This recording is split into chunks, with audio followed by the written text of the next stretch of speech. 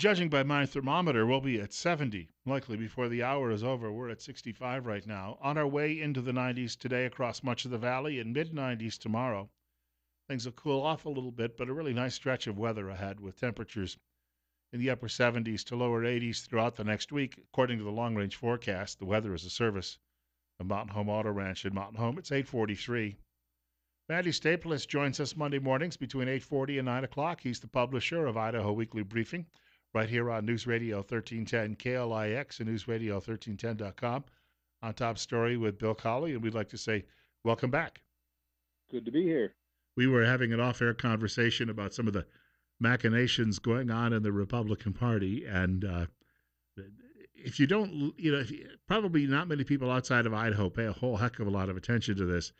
But this is a fascinating story, the way this is developed in the race for governor, with Russ Fulcher suddenly saying, I'm out once Raul Labrador got in, and then Fulcher saying, I'm going to run for Labrador's seat. And in your newspaper column, you have suggested as well, it's also available at the briefing, but you've suggested that they both may have strengthened their political hands by doing this.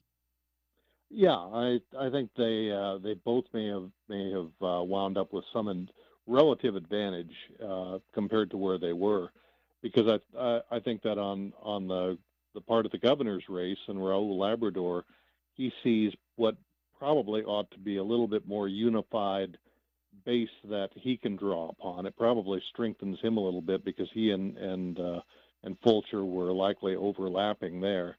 And on the other hand, Fulcher was probably, of the four main gubernatorial candidates, he was probably the one who was having the most difficulty picking up steam at this point, and probably picking up support and funds as well.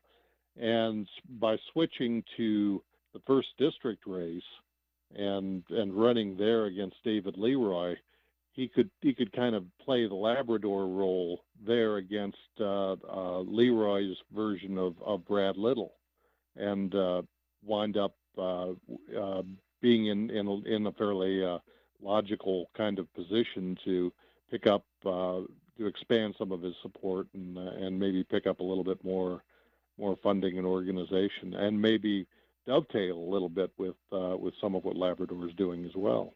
In that half of the state, too, your odds of winning as one of these constitutional conservatives obviously would be higher because it's a bit more of that strain than you'd see overall. It's more diluted statewide. He has. I think that's probably true to a degree anyway, and he does. And his best area of strength, no doubt, is from his home area around western Ada and Canyon counties. He has very strong bases of support there, and that's a key population center for the first district. He's not, so far as I can tell, quite as strong in the second, or has not been. And so this kind of plays to his advantage somewhat as well, the fact that they'll be running in the part of the state where logically he ought to do a little bit better. I told you off air about the theory I had that this may have been a plan because they're old political allies all along, where I had suggested that uh, I had said something to the effect that maybe the Fulcher was just acting as a placeholder, and then when Raul got his ducks in a row and announced, this helped keep other people out, and then they just flip flop their goals. But your point was you don't think that makes a lot of sense because Fulcher had his hat in this game for a long time. Very long time. He's till this last week when he changed course, he has been essentially running for governor since 2013. So it's a very long stretch of trying to do that, and I think that there may have been in the back of his mind the possibility that something like this might need to be done if circumstances were right.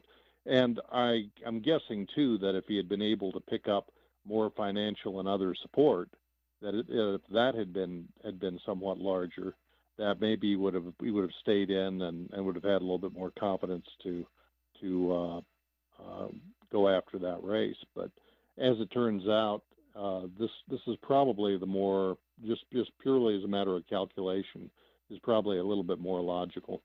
I have been listening to some of the chatter from those in the Republican establishment who tell me, "Oh, Labrador can't become governor," and they tell me that he's quaking in his shoes because of the money that Tommy Alquist has to spend. And I I have just a gut feeling though that a lot of these establishment types uh, events of the last couple of years politically, not only here in Idaho but across the country, prove that they live in a bit of a bubble and they're not really attuned to what takes place out at the grassroots level.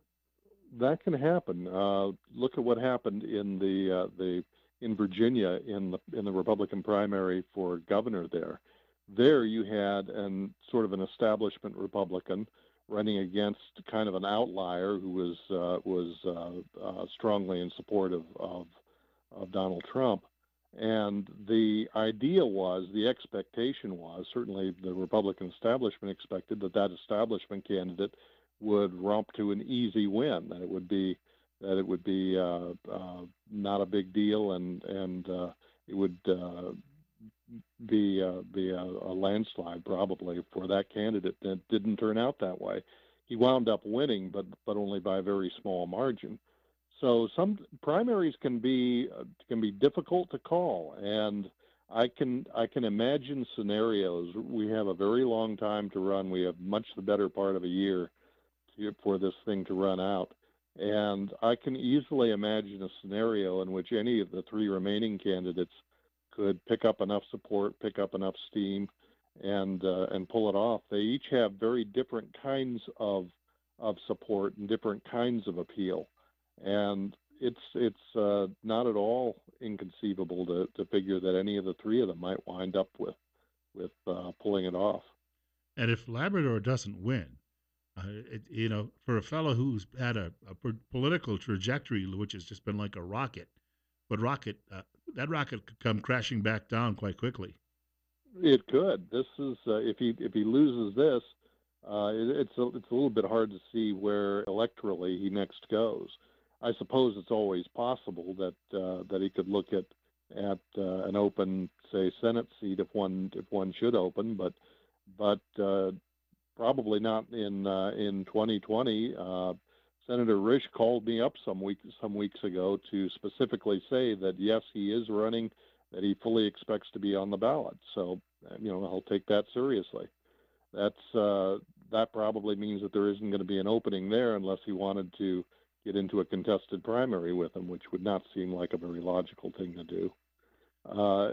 It's a little bit hard to see what his entry point again is if he doesn't make it this time, and you never know. He may win. There's certainly a case to be made that he will. It is absolutely possible that he will, but I don't think the Republican primary for governor is anywhere near resolved, and I don't think that that. I think anybody that's flatly predicting who is going to win is not considering a lot of possibilities. Our time 8:51, and we're speaking with Randy Staples, publisher of Idaho Weekly Briefing. We've got 66. Bill Colley with you as well on Top Story on News Radio 1310 KLIX and News Radio 1310.com. Speaking of Jim Risch, his national profile the last few weeks definitely has been raised. He has become, I think, if he's not as well known as the usual half a dozen you see on all of the Sunday talk shows, his appearances at some of these hearings the last couple of weeks, if they didn't make him a household name, it's pretty close. It certainly seems that he's either eager or at least willing to become more visible and to do more of these kinds of things than was the case before. And I've noticed it over the last year or so on another location in the briefing that I put together. I track a lot of the press releases that members of Congress put out, and so I can see what their levels of activity there are. And for most of the time that both Risch and Mike Crapo have been in the Senate in Idaho, for most of that time, Crapo has by far put out more press releases than Risch has. Not a huge, enormous number, not an inordinate number, but considerably more. You tended to see very few from Risch until about the last year, and now he's been putting out more. And this has not been it's not been an extraordinary number or a deluge or anything like that. It's certainly in the normal, reasonable range. But it's a good deal more than there was. You now tend to see a lot more notices of when he will be appearing in a given location, of videos of events that he is speaking at, or Senate hearings that he's holding, or various other things, or statements that he makes. He's simply a lot more visible than he was, and I suppose that would be kind of in keeping with the idea of planning a run again in 2020. You referenced the briefing. For people who'd like to take a look, where would you send them? I would send them to www.ridenbaughpress.com. That's RIDENBAUGH. I was at an event, public event on Saturday, and we were looking out toward the north at some of the faraway peaks and marveling at the volume of snow that's still setting up atop of some of these mountains. I get the impression we're going to get through the summer without a lot of the snow melting in some spots. Well, we'll see. That it really depends on what the weather winds up doing. So far, there's still been a good deal of snow hanging in, and so far, for the most part, there have been some exceptions, like the Wood River Valley recently, where there was some flooding. But so far, Idaho's been relatively fortunate in having a fairly kind of steady, but mostly low level kind of melt. And if everybody's lucky, that could continue to be the case. We wanted to mention, too, we've got about 2 minutes to go, a story that didn't get a lot of attention last week, but you referenced it, and that is beef sales to China, which has a huge impact here in this part of the country where a lot of people raise beef cattle. That this is going to open the door for some sales again and perhaps put a little bit more money in the pockets of ranchers. Could very well. It could have the effect for consumers. It could have the effect of raising beef prices a bit too. So there could be that side of it. But for beef producers, it could be a boon.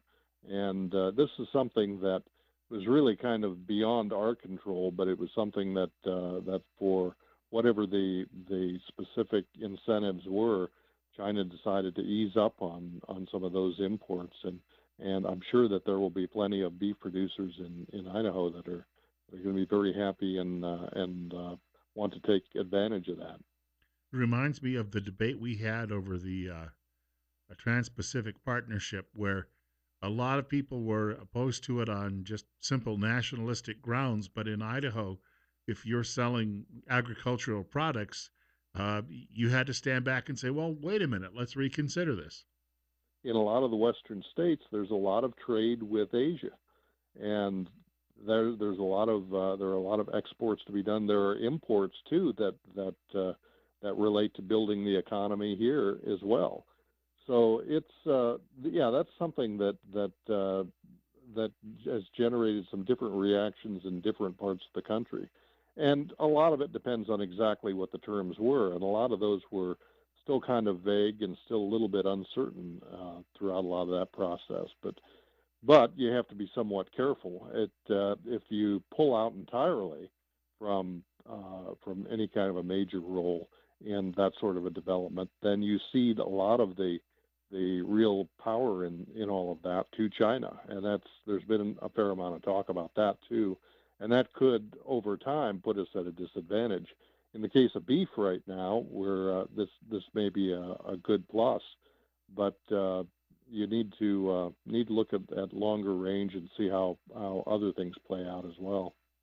One last time, Randy, before we wrap up, for people who'd like to take a look at Idaho Weekly Briefing, where would you send them? I'd send them to www.ridenbaughpress.com. That's RIDENBAUGH.